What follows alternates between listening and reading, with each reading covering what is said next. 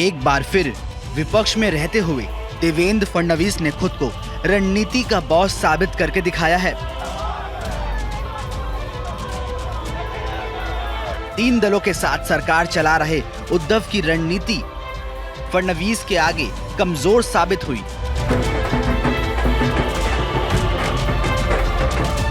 केंद्र और कई राज्यों में सरकार चला रही बीजेपी ने एक बार फिर रणनीति में अपनी बाजीगरी साबित की है।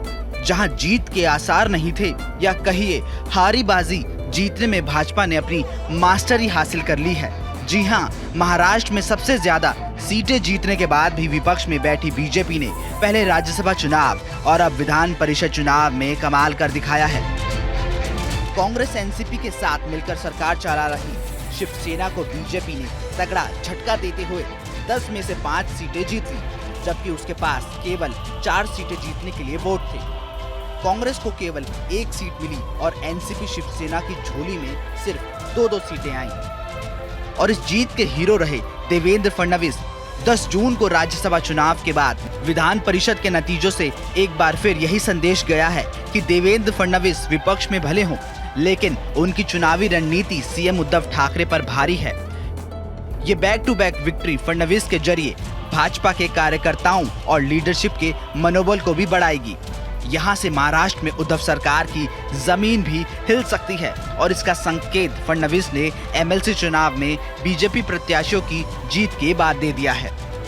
इससे पहले भी महाराष्ट्र में राज्यसभा चुनाव की 6 सीटों पर चुनाव अपनी रणनीति के बल पर देवेंद्र फडणवीस ने बाजी मारी थी।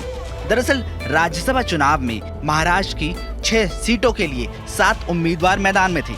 यहाँ लड़ाई बीजेपी और महाविकास आघाड़ी के बीच थी, लेकिन सीधे तौर पर बीजेपी के पूर्व मुख्यमंत्री देवेंद्र फडणवीस और शिवसेना चीफ सीएम उद्धव ठाकरे की प्रतिष्ठा दांव पर लगी थी। इस चुनाव में भी शिवसेना जीत के सपने देखती रह गई और फडणवीस ने रणनीति के मैदान में खुद को पीस साबित करके दिखा दिया। देर रात तक गहमा गहमी के बाद नतीजे आए तो बीजेपी ने शिवसेना को झटका दिया।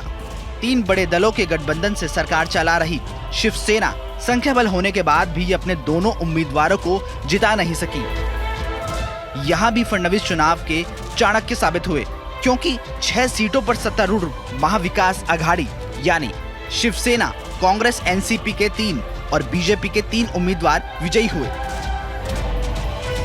गौर करने वाली बात यह है, महाराष्ट्र विधानसभा में सत्तारूढ़ गठबंधन के पास ज्यादा विधायक हैं, लेकिन यह चुनाव 3-3 की बराबर फाइट वाला रहा।